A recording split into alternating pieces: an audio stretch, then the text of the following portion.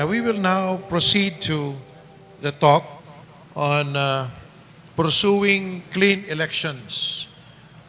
We will now listen to Reverend Monsignor Pepe Quitorio, who will speak about pursuing our clean voting.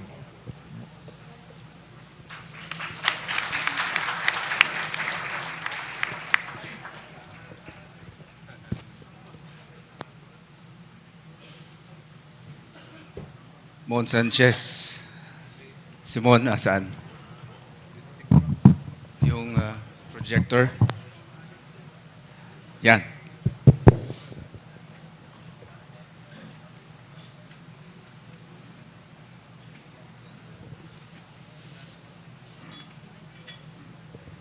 Yung sound, audio.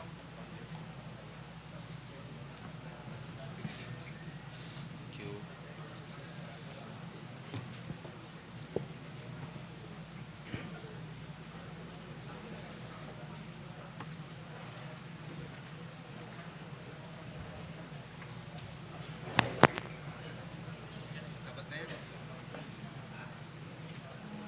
Incidentally, before we listen to the talk of Monsi, we we just found a wallet. If there's anybody who left a wallet in the toilet, please redeem this tonight. Tonight. So you stay put, just relax. Magandang hapon po sa inyong lahat. Yan. Pwede na kayo mag-snack. Pwede na, no? After my talk. Okay, after my talk daw. So, siguro mga 20 minutes of fasting. 20 minutes more. Okay, the topic that we will discuss is on clean votes. Clean votes. Calling or a call to bring Christ to politics. At first glance, this may look like very temporal and very secular. But I will try to explain that this is not. This is right at the very core of evangelization. Ang evangelization kasi, hindi lamang doon sa mga bagay na spiritual. In fact, dati-rate, we thought yung spiritual ay para lamang sa kaluluwa. Without realizing that the word spiritual encompasses everything. Everything.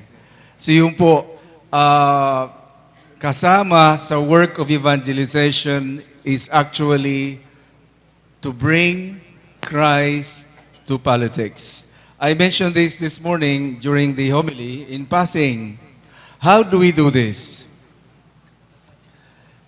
The presumption is politics is good.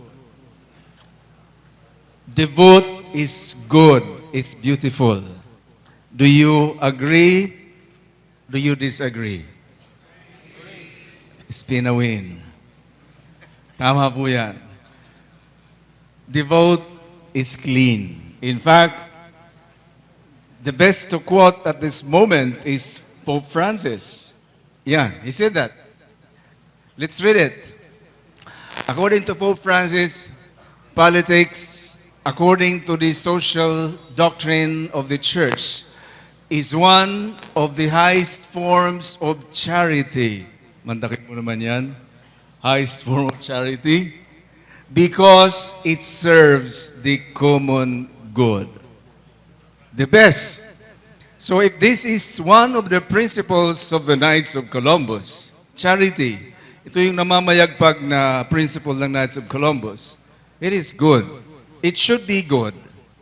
Really, it is good. And we should be there. We should be there. Okay? So gano'n sabi ng Santo Papa, ng Holy Father. It is very good. However, when you look around,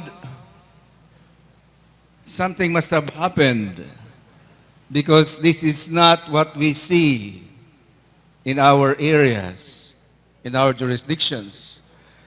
For example, some years back, the bishops said this. Sabi ng mga obispo, politics is or ought to be the art of good government and public service. But sadly, it has generated or regenerated into an arena where the interests of the powerful and the rich few are pitted against those of the weak and the poor many. So something wrong has happened, just like creation. Something wrong has happened, according to that document of the bishop, Pastoral Exhortation on Philippine Politics, that was released early in 1997.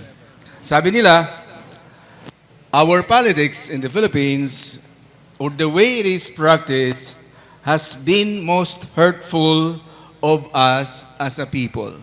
Totoo po yan. Totoo yan. Very hurtful of us as a people. And it's possibly the most pernicious obstacle to our achieving full human development. Brother Dante, do you agree? Di ba? It has been the most pernicious. It has been. Ang dami ng buhay na winasak. Parang kanta ata yun. Ang dami ng ano? Ganon. Opportunities, future. Dati wala tayong mga OFW eh. Walang OFW. Walang naghihiwalay ng mga families because they were going abroad. Kailan nag-umpisa ang OFW? Anybody who remembers? Kailan nag-umpisa? Would anybody remember kung kailan nag-umpisa ang OFW phenomenon? Martial law? Looks like there was no OFW during martial law. Mukhang wala pa nun. Meron na ba? Meron na? That phenomenon was not yet clear that time. It was after martial law when we started moving out of the country. Tama ba? Yeah. It looks like the change that we wanted in after martial law was not really very substantial.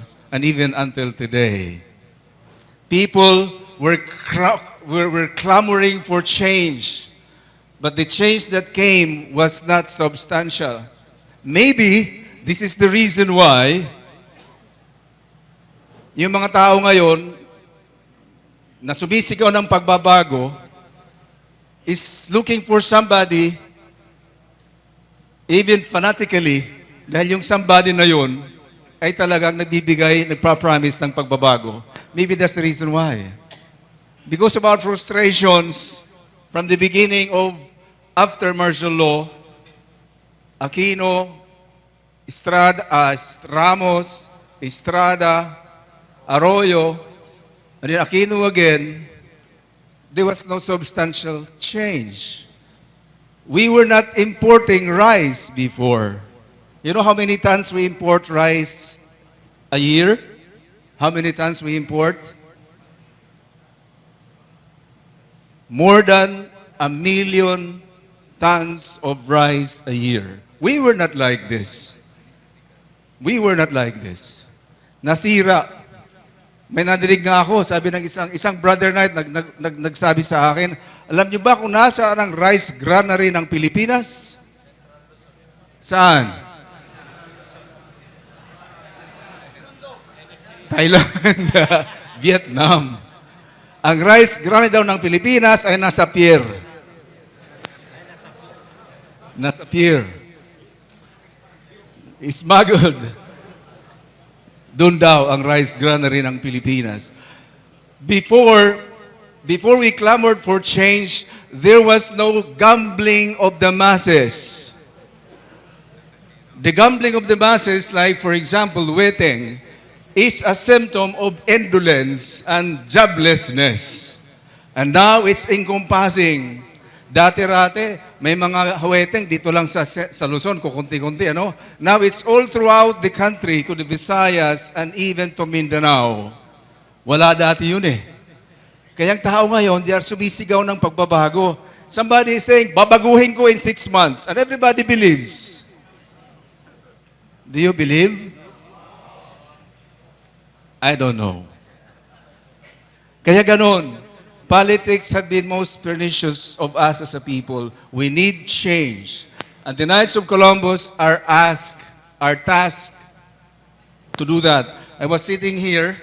If you saw, I was opening my internet. I just received an email from the president of CBCP to release urgently a pastoral letter tomorrow morning for May 1. And he's asking this, exactly this. Okay, before I go any further, ito lamang I'm passing, no? Because marami pang mga tao nagsasabi, kayo mga simbahan, dapat simbahan lang kayo. Kayo mga pare, dapat sakristi lang kayo. Bakit kayo nakikialam sa politics? Adyan pa rin yan, that kind of thinking. But that's an old thinking. The real thinking is, politics is a moral issue. It has a moral dimension because it is a human activity, and therefore it hurts and benefits people. It can lead us to grace or to sin. That's the number 1 there. Number 2, you see it? The gospel is calling us to political involvement. Because to put it rather simply, if you are saying, I love my neighbor, you cannot just let your brother be there just like that, being destroyed and oppressed by political structures. You cannot leave it that way. Hindi pwedeng tayo lamang sa Knights of Columbus, magaling tayo sa mga chambers, paglabas natin, ando doon na yung pinagano na kinakain na ng leon o political mismanagement. Hindi pwedeng ganun. This is part of the kingdom. Pangatlo, that is really an integral mission of the church, the mission of salvation. Kaya doon po, please accept that we have to be involved in this. In fact, the mandate is evangelize politics. Of course, kami mga pare, we are not allowed to run for public office. That is ganun lo. Pag kami ay nagkumakandidato, kahit lamang sa barangay captain, we will be suspended. We will be suspended. But to proclaim right or wrong, to proclaim the mission of the church, we have to be there. Right now, nung mag-file ng candidacy, kailan ba yon? Last year, merong 3 pari nag-file ng candidacy. 2 Vicar General, isa sa Iligan, isa sa Katarman, at isa pa somewhere in Mindanao, nag-file ng candidacy. I don't know what's in their mind, but it really is not allowed. Pero, ang Knights of Columbus allowed ba to file candidacy? Yes, by all means. We need to evangelize politics. We need people in Congress. Kaya ba yan, Commissioner? Padala ka namin sa Kongreso? Really? Meron tayo. Can you please stand up, Congressman? For Senate, I mean. Brother Dante Liban, and he's pro-life, a pro-lifer. We need people in the Senate who are pro-lifers. Lalo na ngayon nakaamba yung mga anti-death bills. Dati pa, si Father McGivney, may sinasabi na siya. Sabi niya, he also regarded politics as a means to build a better society and protect the Christian family life. Father McGivney was quoted by the New Heaven Observer in 1884. 1884. Ito bang sinabi niya? I just quoted this. Sabi niya, ayan, the political campaign is rapidly drawing to a close and the time has come to decide which of the numerous presidential candidates shall receive your vote. McGivney yan ha, hindi yan sa atin. Parang kahapon lang sinabi. In casting your ballots, you should look well to the responsibilities under which every citizen of this free government is placed. That's McGivney. You see? Si Father McGivney so advanced. In his time, hindi yan pinag-uusapan ng mga pari, but he said it. He was calling his brother knight na makialam. Makialam. That's Father McGivney. Hindi lang yan. May sinabi pa siyang isa. Let not the soft or alluring words of tricky, ayan, politicians, mga tricky kasi, or the seductive dollar or peso, turn your hair's breadth from your lawful path. Vote not as other men dictate. Vote not as other men dictate, but rather like men with the interests of your country at heart. Vote according to the dictates of your consciences. When you look at the conscience, it is the informed conscience. Okay? So, klaradong-klarado ang sinabi ni Father McGivney. I must presume, when Father Wilman was also very much involved in social work, he must have done so much for the election of Quirino, sino pa? Garcia, Macapagal, Magsaysay. Wala tayong quote. I was looking for a quotation from Father Wilman. Wala akong mahanap. But I'm sure he was already involved. Okay? Here is one. Not from Wilman, but from a bishop. Sound, please. One good vote. Mon. Paano nagiging good ang isang vote? Iisa lamang ang dahilan. Ipasok natin ang Diyos sa ating boto. Sapagkat kahit anong hawakan ng Diyos, kahit anong madampian ng grasya ng Diyos, ay nagiging mabuti. Sana alagaan natin ang ating boto at hayaan nating dampian ito ng biyaya ng Diyos. Because everything touched by God becomes good. Everything touched by God becomes holy. Remember, my dear brothers and sisters, your vote can bring heaven to the Philippines. Your vote can also bring hell to the Philippines. Your vote with God becomes good. And if your vote is good, you bring heaven here on earth. Paano natin lalabanan yung kasamaan sa ating lipunan? Palagi nating naririnig, vote buying. Huwag tayong sasama sa vote buying. Subalit hindi po sapat na iwasan natin ang vote buying. Ang ibig sabihin ng one good vote, one intelligent vote. Ang ibig sabihin ng one good vote, one discerned vote. Huwag boboto kung hindi nagdasal. Huwag boboto kung hindi pinag-isipan. Huwag boboto kung hindi ito galing sa Diyos. WWJD. What would Jesus do? What would Jesus do is what I will do. Kung si Jesus ang boboto, paano siya boboto? Intelligent vote, discerned vote, vote with God, one good vote. See? Sinagot tayo sa ating katanungan. Anong clean vote? Yung dinampian ng Diyos. That is clean vote. Bring God to the vote. Bring Him there.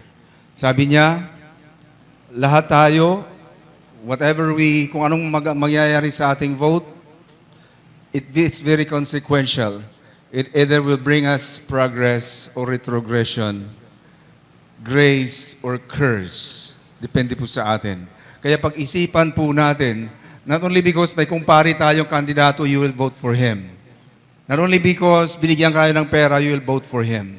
We use our conscience. We use the criteria set out probably by circles of discernment. Nag-encourage sa atin ang simbahan, the church will never endorse a candidate. It will endorse guidelines. And then we are encouraged, kung maaari lamang in your council, you sit together, ang tawag po nila, create a circle or circles of discernment. Mag-usap-usap po kayo. as a council without trying to win the other, just to voice out para makita natin, matulungan na tayo to reshape up our opinion, to shape up and inform our conscience. Ito yung panawagan sa atin. Then after that, we will pray so that whatever we do will be according to conscience. Okay? So, yun po yung sinasabi ni Archbishop Villegas. Ito, may mga criteria akong kinuha. Criteria lang po yan. Marami pong mga criteria. I got 3 samples. Ang una, very latest, galing po kay Archbishop Antonio Ledesma o Cagayan de Oro. Lumabas po ito nung isang buwan, last March. Sabi niya, 5 C's. Isang criteria, sabi niya, 5. Una, conscience. Yan, sinabi natin kanina. An informed Catholic conscience. Ito yung basihan natin kung sino ang iboboto natin. Pangalawa, competence. Of course, very obvious. Competence. Kahit nga lamang nag-a-apply tayo paging janitor, hinahanapan tayo ng competence. Itong compassion. Compassion actually is, it's for the poor, for the common good. Na merong commitment para sa kalahatan. Meron siyang commitment sa mga mahirap lalong-lalo na. Hindi lamang sa kanilang grupo ng mga oligarchs, kundi po para sa ating lahat. Kung meron pong commitment po yan, passion for the poor, then he must be good. And then companionship. Ano pong ibig sabihin ng companionship? Ang sinasabi po ni Archbishop sa companionship, tell me who your friends are and I'll tell you who you are. Yung po sinasabi na. Kung ang inyong mga supporters ay mga minero, siguradong ganun ang i-uphold mo. Sabi niya, look at his financiers, look at his companions, and you will know who he is and what his political agenda or interests are. Pangalawa, si Bishop Claver, very simple. 3 lamang na mga C ang kanya. Character, competence, and commitment to the common good. Very, very clear. Character is the first. Character. Kinakailangan magandang tao. I cannot understand, I will never understand a person shouting for change kung saan ang buhay niya mismo nangangailangan ng pagbabago. Hindi pwedeng ganun. Kailangan ng pagbabago mag-uumpisa sa kanyang buhay. I cannot understand a mass murderer, killer, na move for change o pagbabago. Hindi ko maintindihan nun. I don't know why. No? Anyway, pangalawa, competence. Of course, very clear. Sabi ni Bishop Claver, he's already dead, he's a Jesuit. Sabi niya, alam nyo, kahit naman po daw santo yung ating iboto, pag wala namang kaalam-alam, wala ding pupuntahan. Walang pupuntahan. Kaya kinakailangan competent and able. Meron siyang karanasan in administration and in management. May efficiency. Kasi kung wala ko nun, wala ding silbi. And third, commitment to the common good. Like I said earlier, commitment to the common good. Inclusive, hindi exclusive. Whoever runs the country should be inclusive. Okay? Ito, hindi sa akin to ha. I'm not putting it to change your opinion. Itong Catholic vote na yan, walang Catholic vote. Website lang po yan. Pero kinopya ko siya kanina because wala akong time to delete it. Ito yung mga criteria nila. Life. May mga taong ganun eh. Yung pro-life Philippines, nagpalabas sila ng criteria. Pro-life ba yan? So itong sinasabi nila, siya ba ay maka-RH law or not? Siya ba ay pro-divorce or not? Siya ba ay maka-same-sex marriage or not? Siya ba ay maka-death penalty or not? Ito yung kanilang listing. It can be wrong, it can be right. I don't know. Kinopya ko lang po yan ha. Sample ko lang yun. What I'm saying is that, can you do something similar like that? The Knights of Columbus? Pwede tayong gumawa nun sa inyong council. Magawa kayo ng ganyan. Tingnan nyo kung nakapasa sa life criterion ang inyong kandidato. Okay? Yan. So, I'm not endorsing that. I said I just copied that on the internet. Walang Catholic vote in the sense na ang Catholic vote magkakaisa tayong bumoto. Wala. There is no such a thing. Website lang po yan. I don't know kakanino. Yan. Meron din ang Pro-Life Philippines, may endorsong Team Buhay. If you remember in Bacolod, last election, nagkakasuhan, napunta sa Supreme Court, si Bishop Navarra, Vicente Navarra sa Bacolod. Ngayon, naggawa na naman po sila ng pro-life candidates. Andito si Brother Dante, na ilista, no? Nandito kayo? Again, hindi sa akin yan. Kinuha ko lamang po yan sa pro-life. Ito, nandito yung mga pangalan. Merong team patay. Hindi ko isinali dyan. Nakalista yan sa baba eh. I just remember one name sa team patay, si Riza. What's the family name? Kasi nagsusulong siya ng kung ano-ano eh. 'Di ba? Kaya nakalista siya dito na pinutol ko na baka makasuhan ako. Mahirap na. Kaya hindi ko sinali. Marami po 'yan sa baba ng mga team paray. These are candidates na nagsusulong ng mga anti-life bills. Right now, nakaamba po itong mga anti-life bills sa Kongreso. In the next Congress, ibabalik po yan. Ibabalik po yan. Sana po, magtulong-tulong tayo. It's just one of the criterion. Life is just one. There will be many more. Okay? Okay. Ang Knights of Columbus, mayroon tayong suggested initiatives para tayo mag-promote ng clean vote. Number 1, we are being encouraged to do a continuous, consistent, persistent, in season and out of season na political education. Ang problema po natin, may mga nagpo-political education tuwing darating lamang ang eleksyon. After election, wala na naman, para mga kabuti. Ang ini-encourage sa atin ng simbahan, kung maari lamang, tuloy-tuloy, in season and out of season. Because politics is now one of the ministry of the church, one of the facets of evangelization. Pangalawa, we are being encouraged to discuss social teachings of the church. The social teachings of the church. Meron kaming i-distribute sa mga jurisdiction na isang dokumento na ang title ay The Catechism on Politics. Catechism on Politics. We have reproduced that. If you can reproduce that, that is the best na resource material to talk about this. Meron tayong available po yan sa office. Andun po yan.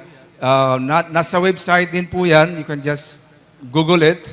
Makukuha niyo po yun. The best to discuss about this para malaman na po natin and we can integrate it to what we are doing as a part of our apostolate or ministry.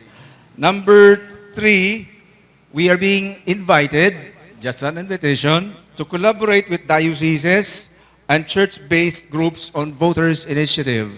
Kailan lamang po ang ating mga state deputies, together with the chairman of the KCPAPI, nag-design an agreement with PPCRB, kung saan we kind of committed to help in the work of PPCRB. So we will need volunteers in every jurisdiction.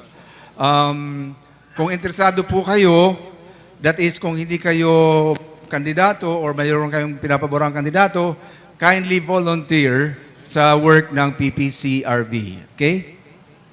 Number 4, ito yung pinakamaganda sa lahat, organize religious activities to pray for clean elections, credible elections, and good governance.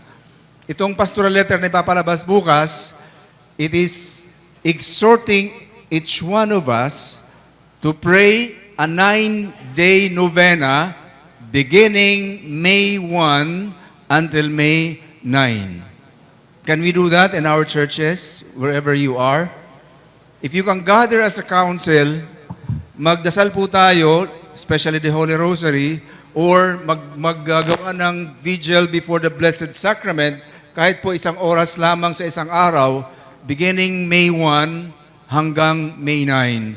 At the KCPAPI Chapel, at the Father Wilman Chapel, we are going to do that. meron kaming novena of prayers at vigil doon po sa Father McKivney, Father Wilman Chapel. So, kindly, no, yung mga Grand Knights, mga district deputies, if you can suggest to the Brother Knights, they can do that in our parish churches.